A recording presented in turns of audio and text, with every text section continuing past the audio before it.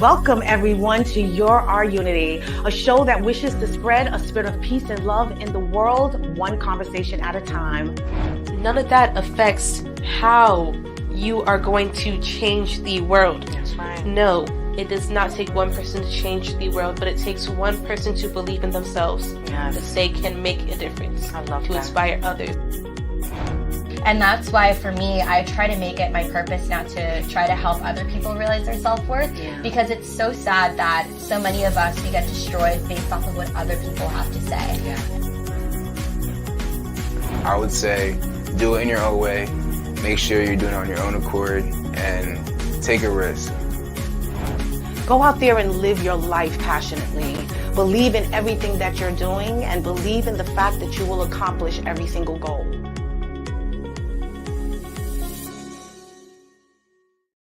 Welcome everyone to Our Unity, a show that wishes to spread a spirit of peace and love in the world, one conversation at a time. We want to encourage you to cut to the chase. Get to the point when it comes to your life, your goals, your aspirations. Stop wasting time and get back to coming back from the setback. I am your host, LeShawn Walker. I'd like to welcome you in. Please like, share, and follow. Let everyone know that we're on right now. I hope you guys had a wonderful week. I hope you lost some weight. We had an amazing week last week. The show was truly spectacular. The guest, Denise, she shared how it was to release, to receive, to get rid of all of the weight that you have, that you've been carrying, the sadness, the depression, the anger, the unforgiveness, the grief.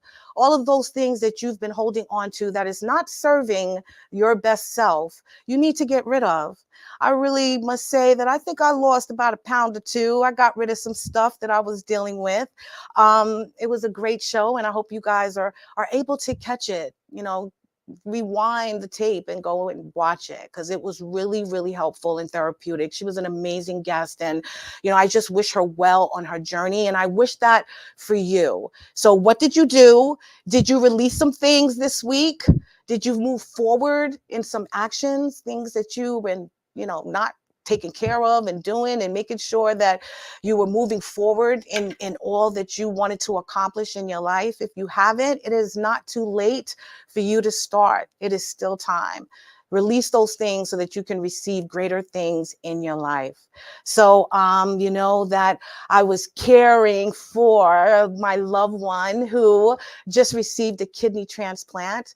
They are doing well, still in the hospital, but I've been running back and forth to the hospital, working and then doing the show and building Our Unity. So it's been quite tiring, but I am grateful for whatever prayers that were had and received by you guys out there that watch the show and understand what I'm going through, and also praying, to make sure that my loved one is healing and recovering, gracefully and healthfully, So everything is just been busy this past week, and I'm sure it has been the same for you.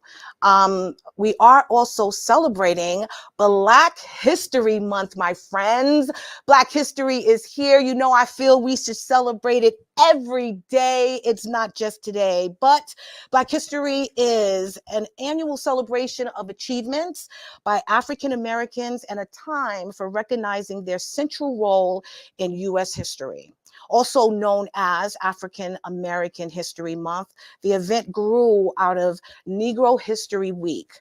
This was the brainchild of noted historian Carter G. Woodson and other prominent African Americans. Since 1976, every U.S. president has officially designated the month of February as Black History Month, although, as I said, we should be celebrating every day. Other countries around the world, also including Canada and the United Kingdom, also devote a month to celebrating Black history. The story of Black History Month began in 1915, a half century after the 13th Amendment, which abolished slavery in the United States. So it is about honoring and celebrating all those before us, all those Black people, beautiful Black people of excellence that just paved the way for you and for me today, and how we're living and how we're thriving and how we're trying to pursue our goals. The theme for this year's Black History Month is to explore the key influence of the arts and the people that contributed to that. All African Americans and in the field of visual and performing arts, literature, fashion, folklore, language, film, music, architecture, culinary, and other forms of cultural expression. So please let us all just celebrate all the colored musicians and artists and painters, chefs, entertainers, and media personalities out there, as well as yourself and me as well. I'm a media entertainer. So yes, please celebrate me on this illustrious day as well as the month of Black History. So I hope you guys have been participating in some type of events celebrating this month and all that Black people have done. If you haven't, I'm sure your local community has some type of festivals, art exhibits, something is going on. So please, I implore you to please look up the calendar, your local library, your local community center, and find out how you can participate in those activities, because it's very important that we support everyone right now during this time.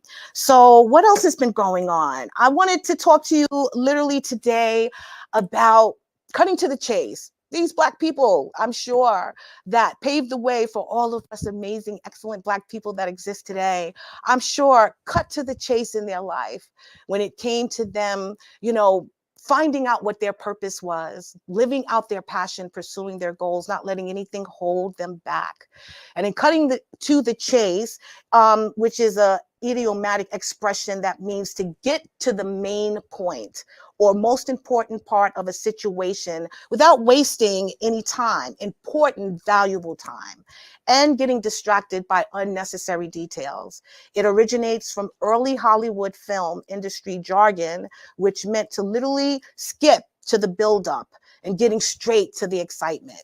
And that's what we're going to be talking about today. The context of the show would be to imply that we're focusing on what truly matters in our lives and prioritizing essential tasks or goals, and just moving forward from whatever setback we experience or whatever obstacle or trial or tribulation that comes up against us. It's about moving forward in it, pursuing those goals with vigor, and just thrive in your life and everything that you attempt to do.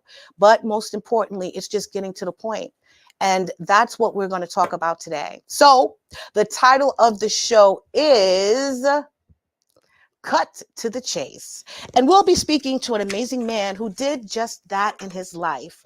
Chris Diaz, a devoted husband and father of 5, and proud grandfather to 4 beautiful grandchildren, hails from Queens, New York, where his journey as a barber began in 1995. Despite facing adversity in his early adulthood, including a period of incarceration while striving to build a better life for his family, Chris remained determined to succeed. Fueled by his innate passion for business and personal growth, upon his release, he dedicated himself to acquiring a valuable skill set that ultimately blossomed into a fulfilling career, one he eagerly imparts to others. Refusing to be hindered by life's challenges, Chris swiftly carved his path to success, demonstrating an unwavering commitment to his goals. Today, as the esteemed proprietor of Elite Barber Parlor in Elmont, New York, Chris's entrepreneurial spirit continues to thrive. In 2008, he expanded his influence by stepping into the realm of education, sharing his wealth of knowledge and experience with aspiring barbers. His contributions to the industry are substantial, including his role as a proctor for the New York State Barber Exam and his involvement in the revision of the renowned Malady textbook utilized in barber schools. Chris Diaz exemplifies resilience, determination, and a steadfast dedication to both personal and professional growth. He is here to share with us why we need to cut to the chase. Please help me welcome my distinguished guest, Mr. Chris Diaz, who I'm going to affectionately call you throughout this interview, Diaz. Do you mind? No problem. How are you? Welcome, my friend. Welcome. Thank you. Thank you. It's a It's pleasure. It's so good to have you here. I know you're a busy man. You got so much stuff going on. Thank you for taking the time to be with the Your Unity show and to share with us, everything that you've gone through, your story, and how it can help others today that are going through some stuff. Okay. Yes. All right. So you're from Queens, New York, my friend. I'm from Queens, grew up in Jamaica, Queens, Jamaica Estates, and Laurelton is where I began. What part of Queens did you grow up in, and how was your childhood?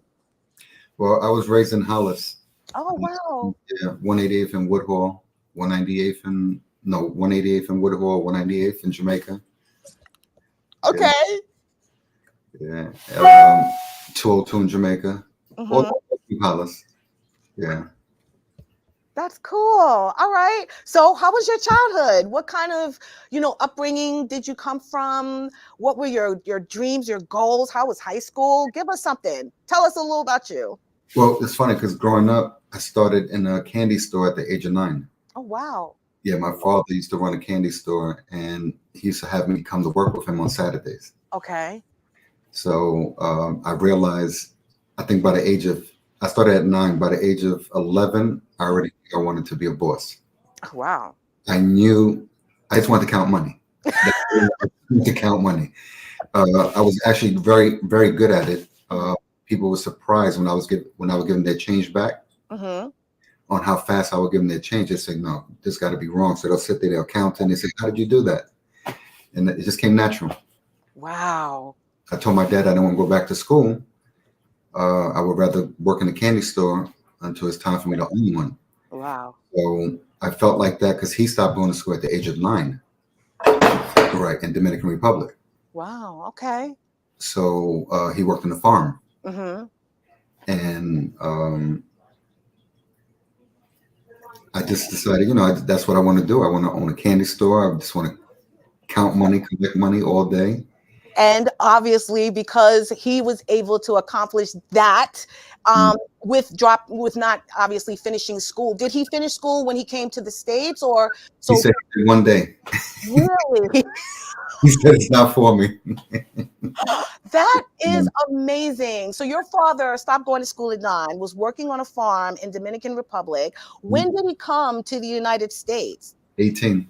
And okay, wow, that's interesting. So, during that time, I'm sure it took some time for him to, build this business. What did he do in between time? Was he a young parent? Did he have relatives that owned their own businesses and he worked with them here? How did that go? One of my cousins or uncles helped him get a job as a plumber at a plumbing supply store. And from there, he ended up in a candy store. I love that. He was there for many years. After a certain amount of years, he decided, you know what? I'm working in a candy store. It's a dead-end job. I need something with a pension. He ended up becoming a doorman and retired, has a pension today, and he has about 15 years right now retired. I love it. That is fascinating, especially for someone who did not finish school, that did not get, I guess, a diploma or a college degree. That is truly amazing. So I know where you get your resilience from then. It's obvious and clear. So as you're growing up, you knew you couldn't stop going to school at 9 years old. Sorry. So, so you're in high school, but you still have these dreams of being a boss. Did your father have this store well into your teens, or was at that time he was working as the doorman?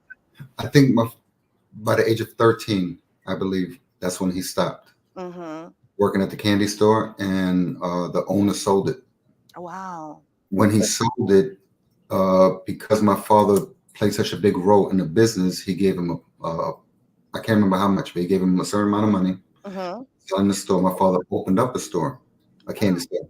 Okay. He realized it wasn't for him. It was different.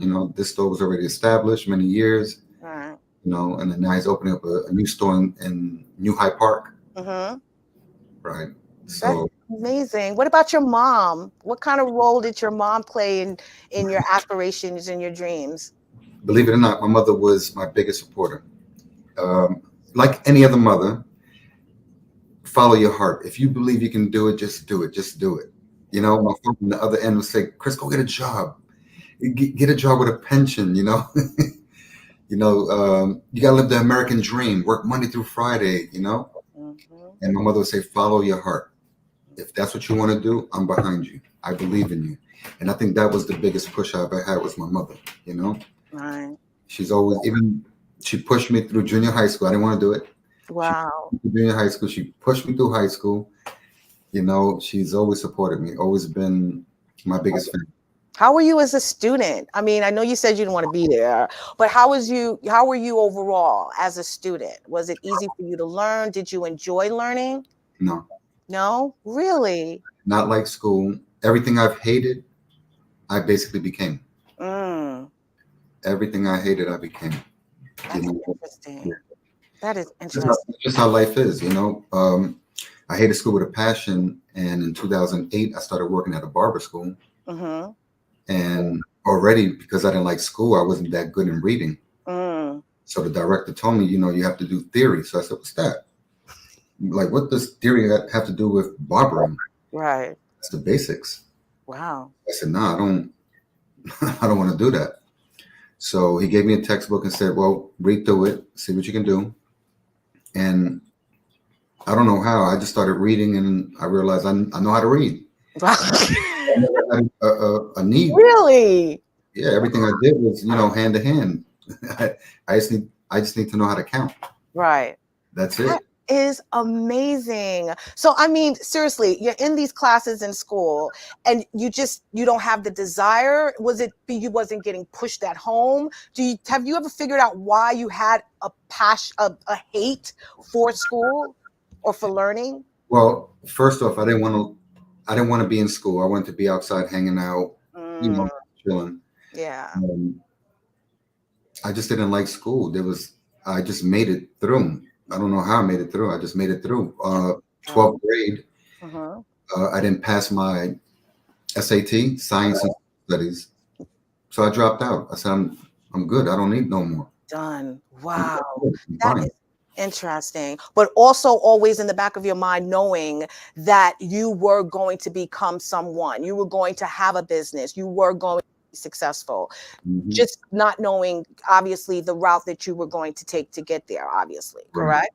Wow, Correct. that is amazing. I'm impressed with that story actually because I thought obviously that you finished school and and that you've always had this entrepreneurial spirit in you, and that's kind of what drove you to want to get your education and seek higher education. That's interesting. So tell me, now then you're out of high school. What were you doing once you left school and you're embarking on this new journey of, I'm sure, independence at this point? Well, I actually started working at a nursing home. Mm, My father, again, got me the job. And it didn't work out for me.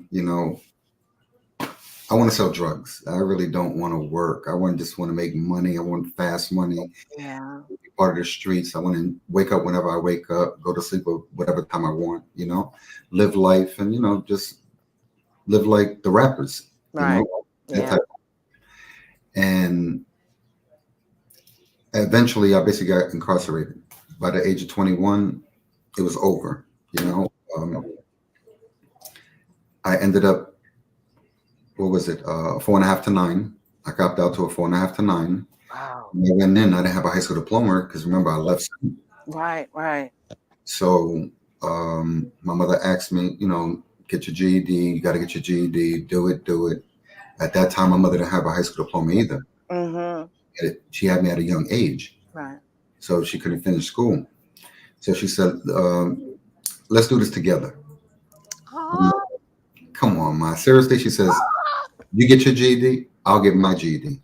I was like, "You serious?" She was like, "Yeah." I said, "Come on, let's do it." I ended up getting my GED. She got mhm. her GED, and then she went to college. I love that. Okay, I ain't doing that. Hey, wait, this is why you were incarcerated? Hmm. Wow. So you guys went on that journey together. I love that. So go ahead. So now you're in there. Y'all going to school. You're students together. How was that? I really didn't care for it. I was just doing it every day just thinking this for my mother. Mm. I get the GED, I'm just gonna hand it to her and say, here, mother, this is what you wanted. This for you. I don't need it. You know, but while I was in there, this guy came up to me once and said to me, you don't want to depend on your family. One thing you don't want to do is depend on your family while you're in here. You put yourself in here, you got to get yourself out of here. Yep. You got to be responsible enough to take care of yourself. So he said, you need to learn how to cut hair. I said, cut hair? Wow. Can't cut hair. I ain't trying to get cut up because I mess somebody up. Right. Don't worry, the mirrors, they can't see. The mirrors are not clear. Don't worry about it. He was like, yeah. He said, you know, you get like, you know, 5 stamps, you know, what was it, chocolate chip cookies, honey buns, you know, for a haircut. Right. So started cutting hair and I ended up catching a like to it. Really? And while I'm in my cell one day, I said, you know what, man? Maybe this is what I need to do. Mm. You know, this is the same thing. Cutting hair and being in the streets is the same exact thing. There's no difference. Yeah. You know, the clippers is my drugs. Wow. The clients are my customers. Bobby, I need the time. Wow. I'll open up a barber shop and put chairs in it. Those will be my soldiers. Yep. That's my spot, you know? Yep. And I said, wow. So when I came home, finally, you know, I kept cutting hair. I finally got released in 1998. Mm-hmm. I come home. I came home on work release. My mother helped me get a job. So I came home. Instead of doing 4.5 years, I did 3 years. Oh, wow. Nice. Yeah, did 1.5 years on work release, working for a company called Fuji. Mm-hmm. Was that the camera company? Correct. No way. Okay. So I started working in there, and a gentleman named Franz gave me an opportunity. And I don't know. I knew I didn't want to go back. Right. So I just started working hard. And before you know it, I just got promoted at the job within like 6 months. Right. 6 months later, got another promotion, merit raise. You know, it was, I had my parole officer for work release come visit me. Right. And say that he wanted to speak to the director of the company. Right. Just to make sure, you know, everything was safe and I was doing the right thing. And I said, no problem. I introduced him to George. Mm-hmm. You have more guys like him? Wow. I need more guys like him because this guy works. Hustling. Yeah. Yes. While I'm there, this guy comes in to pick up the film. They deliver the film to all different areas, or at that time it's called Genevieve's. Mm-hmm. You know, before it became the drugstore Genevieve's. Yeah. He comes in and he says, "Look, I'm about to quit my route. You want it?" And I said, "What do you mean?" He said, "You can get paid $1,000 a week just to deliver the film." Mm-hmm. Whew, that's more than what I'm making now. I'll do it. So I ended up buying a little minivan and working at this company called TXX, delivering film and the medicine pharmacy. Wow. One day I go to the dispatcher and ask him, "Hey, how can I make more money?" He said, "Get a bigger van." I said, "Okay." Okay. I came back like a month later with a bigger van. We filled it up. Wow. Doing the runs. I came back to him about maybe 6 months later, and I said, "How can I make more money?" He said, "Get a bigger van." So I went and got a bigger van. And at this time now I'm making great money, you know, for that time. And let's see, I was driving and I was in so much traffic that it started bothering me. I started feeling uncomfortable. And I said, you know what? I can't do this no more. Yeah. I can't do this no more. I'm going to find somebody that can do it and I'll pay them. Yeah. I'm going to become a barber. Wow. Right then and there, I started, because, you know, you have a lot of time to think when you're in traffic, you know? Right. Obviously. Yep. So I said, you know what? I said I was going to be a barber. I pick up the phone. I call my wife and I said, "Babe, I want to be a barber." And I hear in the background go, What? What? A barber? Where did that come from? You're doing great. You're making good money. And I said, yeah, but I want to own a business. Yeah. And she says, well, if that's what you want to do. I said, bet. I went right to the barbershop that I used to go to. Mm-hmm. I had hair back then. Yes, I did. Yeah, I believe you. And the barber name was Mick. Mm-hmm. I said, Mick, how can I become a barber? He said, ask Daryl. That was his partner. So I said, Daryl, how can I become a barber? They all started laughing in the barbershop. Wow. They said, this guy right here is never going to be a barber. Wow. So he said, if you want, go to the school in Manhattan, if that's what you want. Mm-hmm. I said, okay. I found out the school, called the school, enrolled. And it's history. I Straight. love it. So wait, did you still have that delivery service? Yes. So that was still up and running with other guys. You had other drivers. Right. So right? I ended up putting my brother-in-law to use the van to make the deliveries while I went to barber school. Mm. While I was in barber school, there was a lady in there who said to me, would you like to come work in my barbershop? I said, not really. You know, I just came to get my license so I can open up a barbershop. She said, well, if you want to open up a barbershop, you should come to my shop. So like that, you can learn how to run a shop. Right. I said, okay, that sounds like a good idea. Mm-hmm. She said, Elmont. I said, my mother lives in Elmont. Where? When she told me, I remember taking my son one day to that same barbershop to get a haircut. No way. Yeah. Wow. So I went in there. I started cutting hair. Well, tried. Mm-hmm. The first client that came in, I destroyed him. Trial and error, my friend. Trial and error. I thought I knew how to cut hair while I was in prison. When they came out and I saw these guys, yeah, real haircuts here. Yeah. They really know how to cut hair. Yeah. So I still went to school. One day I'm in the barbershop and my parole officer walks in. And I said, yo, I'm sorry. I apologize. I was meaning to tell you that I'm in barber school and I'm working here. And he says, hold on, Diaz. What about your route? I said, I still have it. He said, hold on, you got your route? And you going to barber school? And you working here? Mm-hmm. He said, you're dismissed. You no longer have to visit me again. I said, no way, you're lying. He said, I love the way you work. I love your energy. You don't have to come see me no more. I'm going to sign your paperwork. I'm going to release you. You proved yourself. Yeah. I call my mother real quick. Ma. I'm free.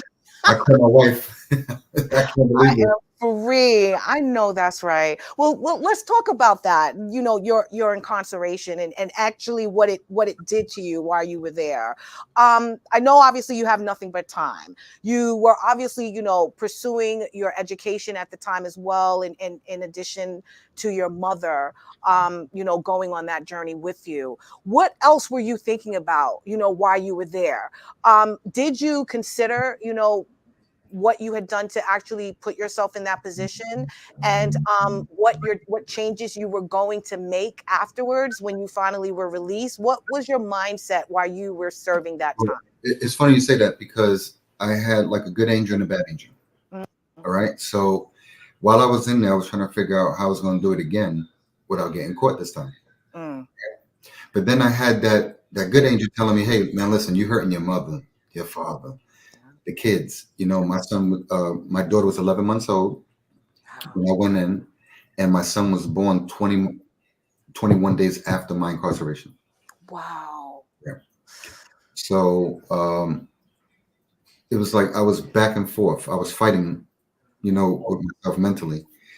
And I think by the time it was time for me to be released, they actually put me through programs. So again, the programs is like school. I want to be part of it. I want to be around these people. You know, I just need to get out. I'm just doing this to fake the funk. So like this, I can go. Yeah. You know?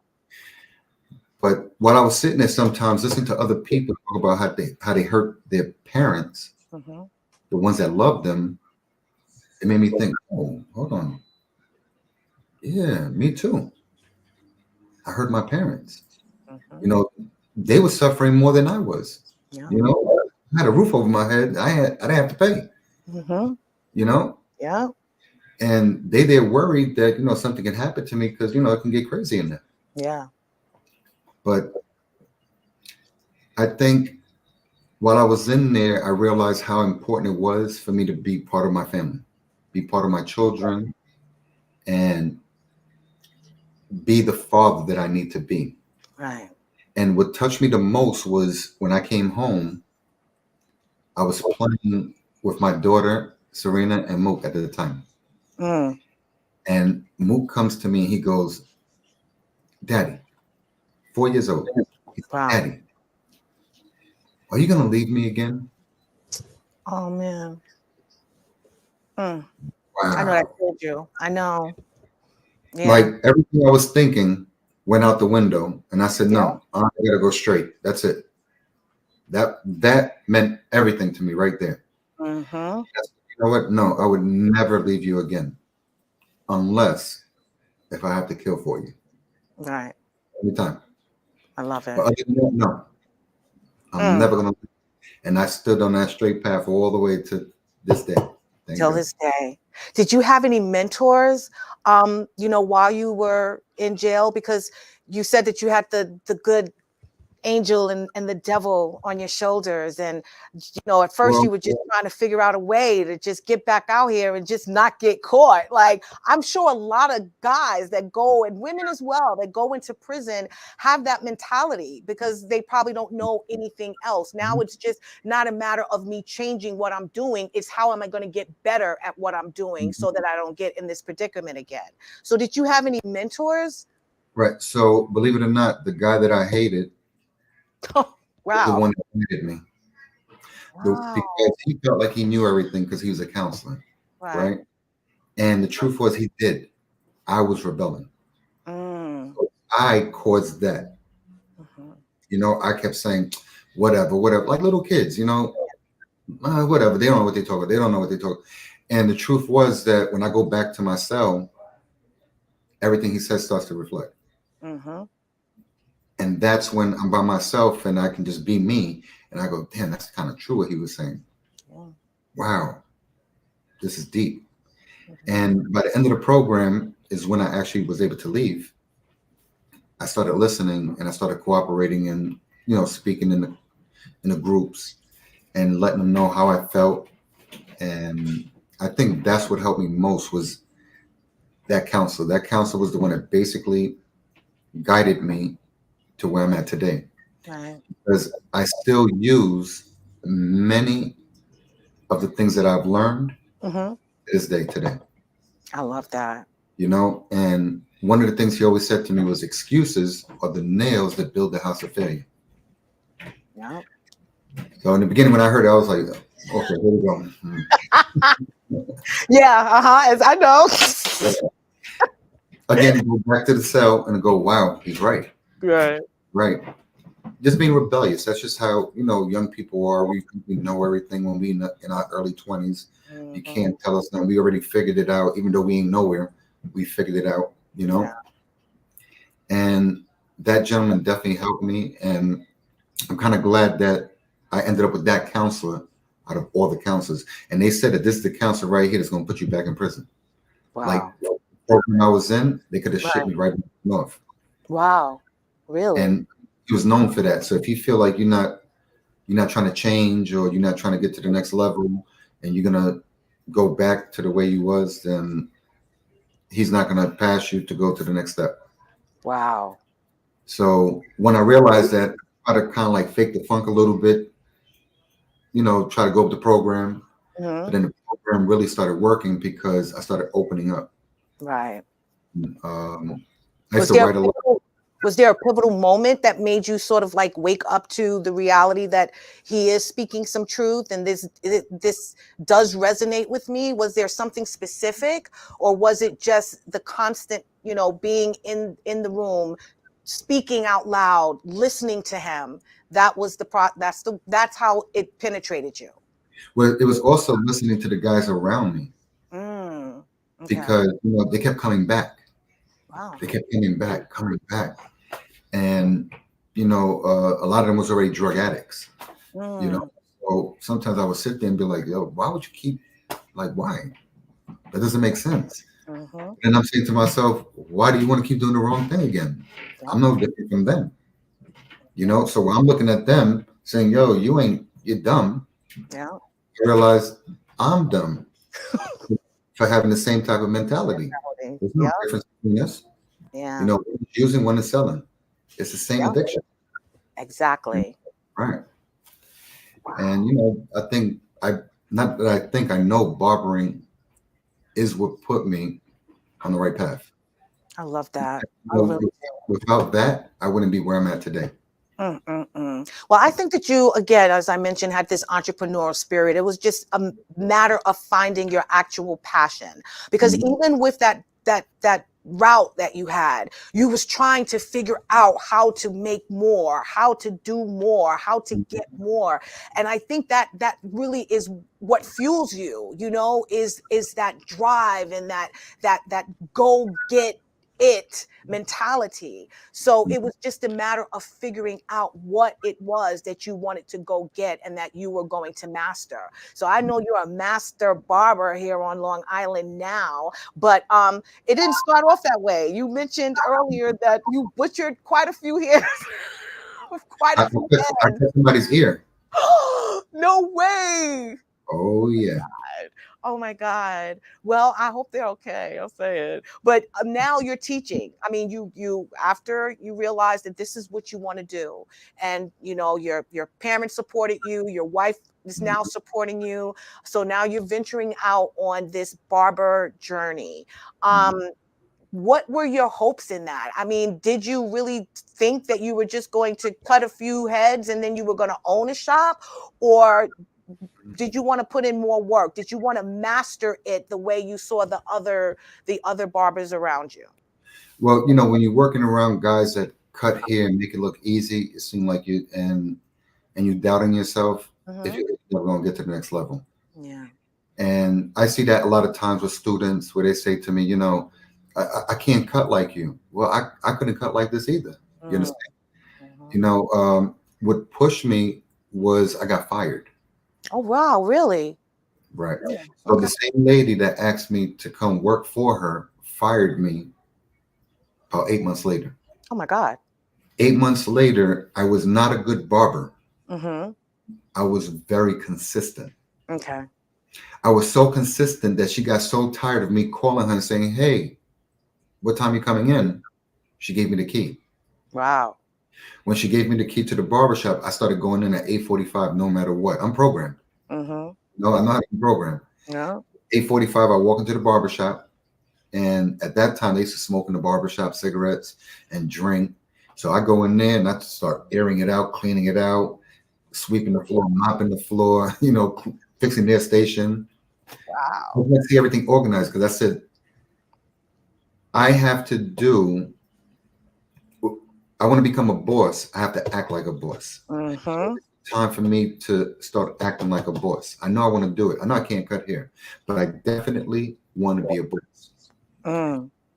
I had by the 6th month, I had about 5, 6 people sitting down waiting for me, Wow. while the other barbers were sitting there waiting for someone to walk in to give them to get a haircut. I love So the it. same guys that laughed at me were sitting there watching me cut hair, still laughing because I couldn't cut, Hmm. like the consistency and the respect I gave them. Yeah. Your ethic is extraordinary, my friend. It is. So now you have all these people waiting for you. Why did she fire you, by the way? I mean, if you She had said, customers, if you were consistent, if she saw these great qualities, why did she fire you? she said that I was going to open up a barber shop. There was another barber spreading a rumor that he and I was going to open up a barber shop. I never Mm, that he and I was going to open up a barber shop and try to take the clients. mhm. So when I walked in, she said, I need you to pack yourself and go. So I said, what happened? What did I do wrong? She said, you think I'm stupid? You're going to open up a barber shop. I said, I haven't even built enough clients to open up a barber shop. Right, Like I wouldn't do that. You know, I'm trying to learn how to cut hair still, you know? right. And she was like, nope, I want you and him out of here. Call him right now. Tell him to come pick his stuff up. So I called him and said, yo, come get your stuff. You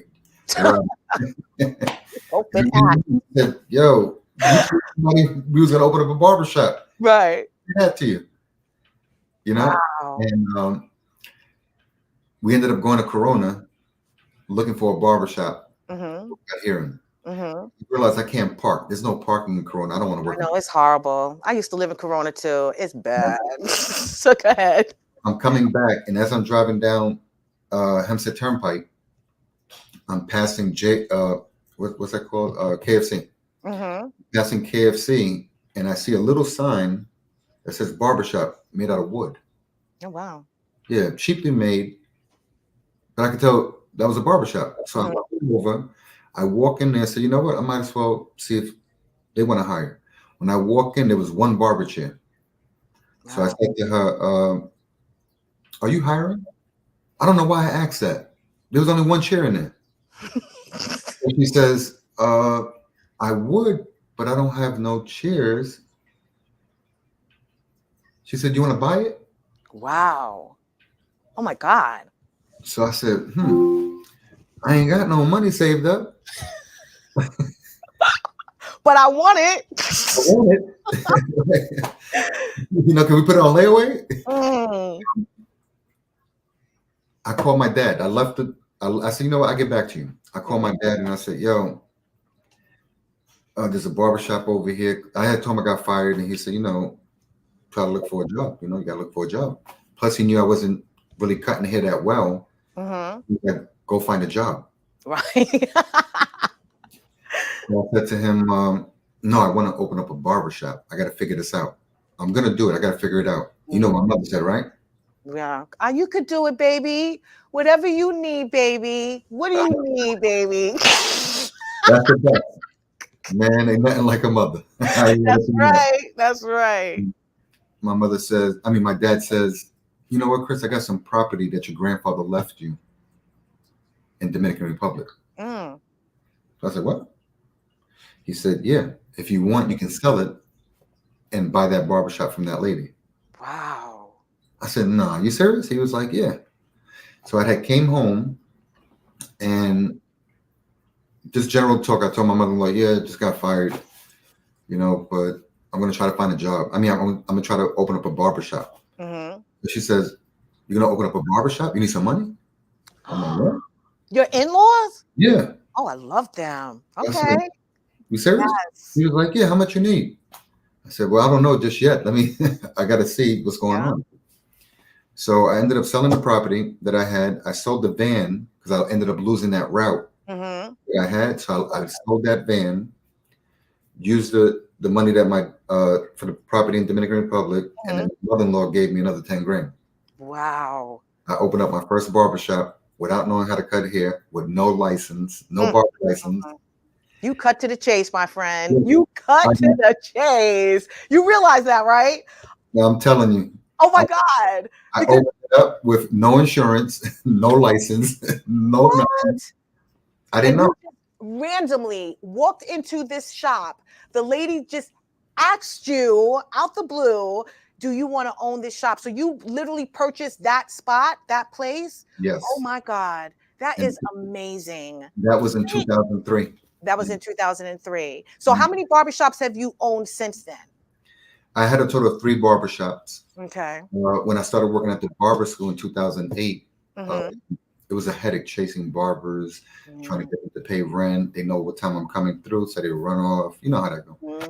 So my wife says, you know what, it's stressful. You're at the barber school. You're learning a lot at the school. Just stick with one barbershop. Yeah. And I said, you know what? I'm going to do that. So we closed 1 barbershop down, kept 2 open. And it wasn't going too well in the barbershop that I started off, KFC. So I ended up selling that barbershop to the partner I had. Okay. I opened up 2008. Well, no, by 2008 I already had that shop. So I started going into the shop that I had and the school at the same time. Wow. I stood consistent with that. By 2009 is when I closed down the first shop. Right. I went down. Right. I took basically the best, like we say, the cream of the crop. Mm-hmm. Yeah. I brought him into this shop, so that was my even trade with him. Right. I'll sell you my half of the business, Right. but I need these two barbers right here. Wow. And I took those two barbers, and they with me to this day. I love that. Wow. That's a very long time too. See? And a testament, obviously, to just who you are, you know, and the fact that they know that they can rely on you, and that obviously you're into building and developing your business and helping others, because I'm sure you're mentoring and you're guiding other barbers along the way. So I want to speak real quick about how important you believe it is that, you know, these young kids, these young adults that are incarcerated, they receive mentorship and counseling, because clearly it helped you. You were clear about the fact that you didn't like school. You really wanted to be in the streets. You wanted to fast track, you know, to making money and gaining, you know, all the things that you desire. How important, knowing that you obviously veered away from that ideal and chose a better path. How important is it for these young kids to have mentorship right now? Well, I mean, it's extremely important because if you can't guide yourself, you need somebody to guide you. Otherwise, you're gonna keep going right back. Yeah. And the system wants you to keep coming back because they get paid every day. Yeah. So I mean, like I always tell like the little kids that I cut, not little kids, but young kids, it's better to go work at McDonald's than it is to go sell drugs. Yeah. You can make more money working at McDonald's if you're a hustler. If you're a hustler, if you really tell me you're a hustler, I would say, I go to McDonald's. Work. Show them how good of a worker you are. Show them how much management skills you have. Become an asset to the business, not a liability. Yeah. Right now, McDonald's actually pays for you to go to school. Yeah. Go to school for management and let them know, listen, I'm going to school for management because I want to come work for you as a manager. And eventually you want to open up your own McDonald's. Yeah. You know, think about it. If you get locked up, you don't get paid. Exactly. But if you're McDonald's and you take a week off, you still got a paycheck. Yeah. You're sick, you get paid. Yeah. So, I mean, I see a lot of benefits. I always explain that to little kids, you know, well, the young kids, sorry. At my age, adults, exactly. Young adults. I call them little kids. I'm sorry. I don't mean nothing by that. But for the young adults, you know, it's very important to have mentorship. If I didn't have it, I wouldn't be where I'm at today. Yeah. You know, you gotta sometimes get out your own way. That's the problem with these young kids. You know, they think they know everything. They can't tell them nothing.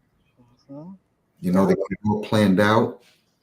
Yeah. The year goes by and they're still in the same place telling you exactly what they're going to do, but they never took the initiative to open up that door to go that way, you know?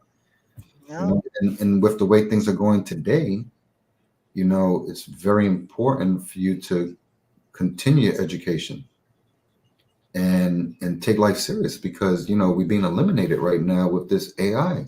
Yeah. So if you don't learn it, you will get eliminated. But if you learn it, it will become an asset for you and you can make money using it. Yeah. You're absolutely right. You're absolutely. Let me tell you something.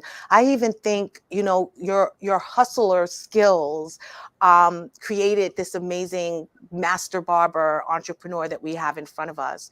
And I think that a lot of young adults could parlay their hustler mentality, their lack of resources, into a promising career and business. Tell me a little about what you think about that and how they can do it, considering you literally did that. You literally took your mentality of being a hustler, being a street, you know, dealer, and turning it into this enterprise. How do we teach these kids that that is possible?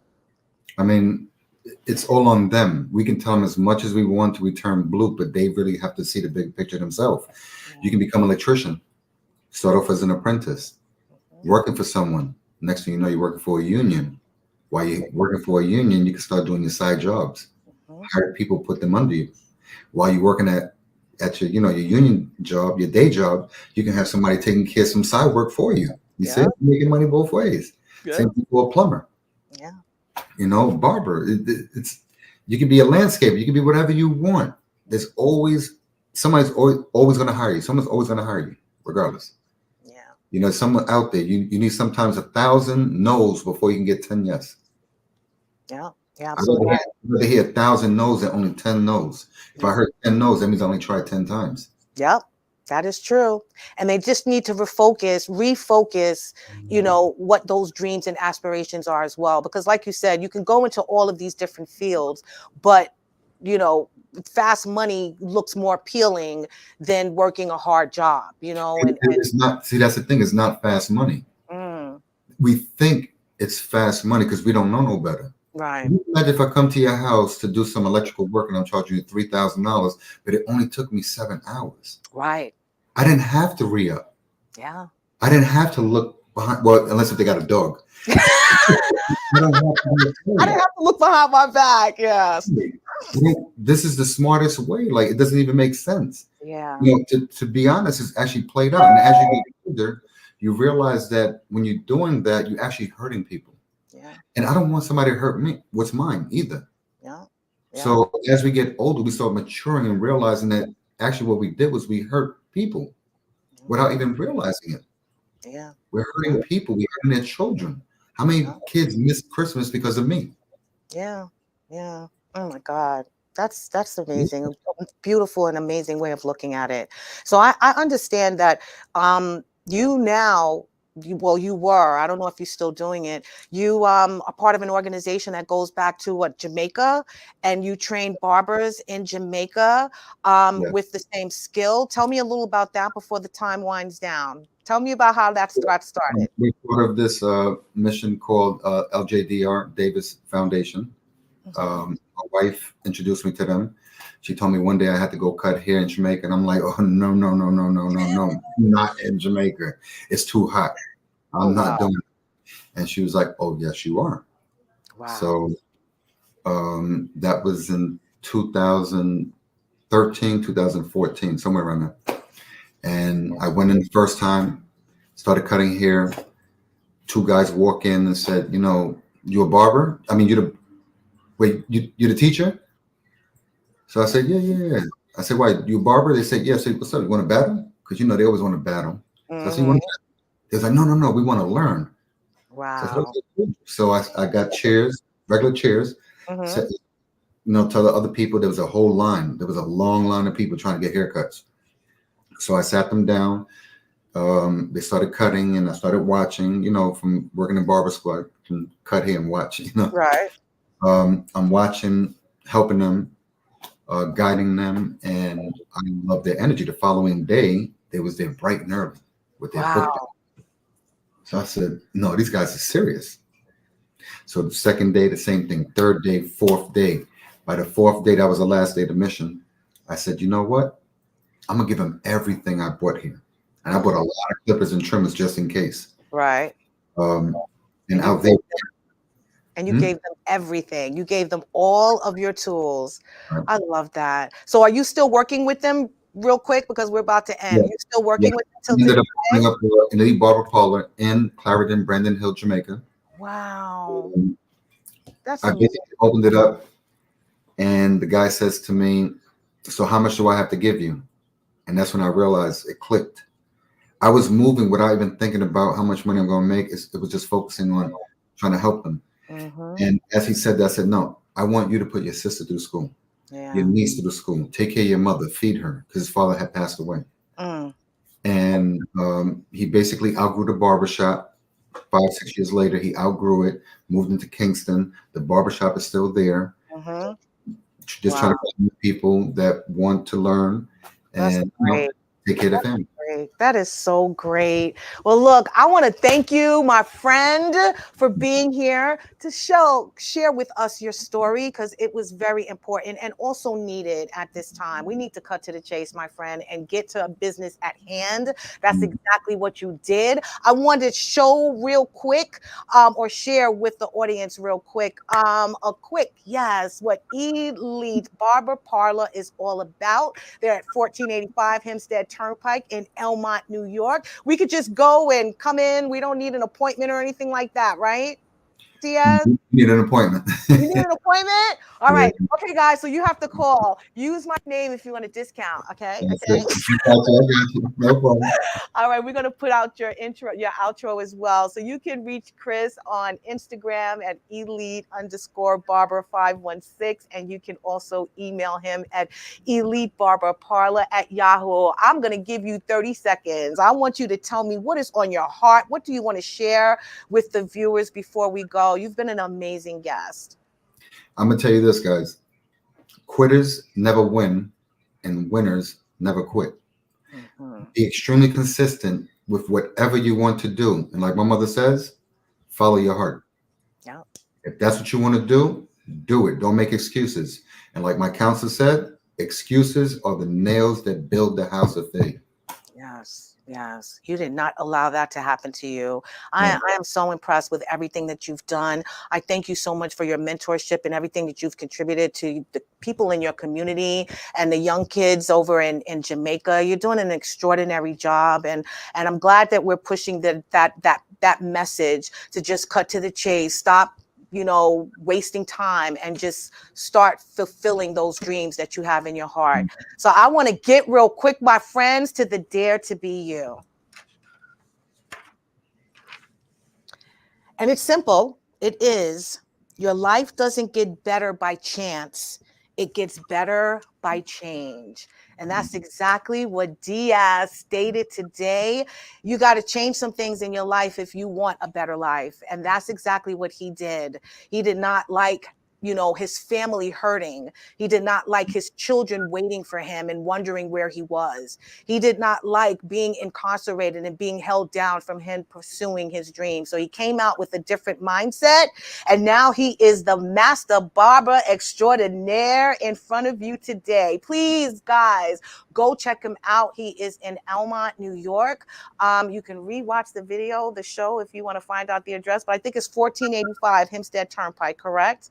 All right, great. Thank you so much, Diaz, for being here. I so appreciate you. We are definitely going to have you back. We're going to be doing some work together, I hope. And I just want you guys to check him out as well. So I want to thank everyone for tuning in to another episode of Your Our Unity. I hope that you enjoyed it. It was great. And I hope to see you also next week. But please remember that peace and love is in the palm of our hands. So let's go out there, be some love, share some love, and just give some love. We will see you next week on Your Our Unity. In the meantime, I love you and have a good night. See you later, Diaz. Thank you so much. I'll talk to you soon, okay?